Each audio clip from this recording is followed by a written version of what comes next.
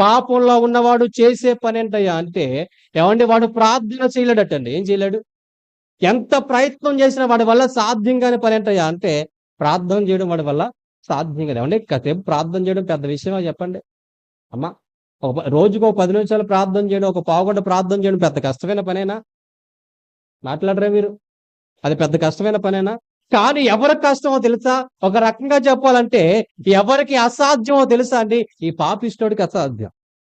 వాడు ఎంతో ప్రయత్నం చేస్తాడు. ఏమో తెలుసా? ఇలాగనే నేను ప్రార్థన చేసుకోవడం ప్రయత్నం చెప్పాక వాడి వల్ల కాదు. అలాగని కష్టపడి బరి తెగించి ఏమండి బలవంతంగా మోకరిస్తాడు గాని, ఆ మనసు వాడికి రాదు, ఆ మాటలు వాడికి రావు, ఆ పిలుపు వాడికి రాదు. ఆ మోకరించగానే ఏవో పనికిమాలిన ఆలోచనలు వచ్చేస్తుంటాయి, ఏవో దౌర్బల్యపు ఆలోచనలు వచ్చేస్తుంటాయి. ఎందుకు మోకరించానురా బాబు అని టక్కన లేచి వెళ్ళిపోతాడు. అదెంత కష్టం అంటే, సూది బెజ్జంలో ఒంటి దూరడము ఎంత కష్టమో, పాపిష్ఠుడికి ప్రార్థన చేయడం కూడా అంతే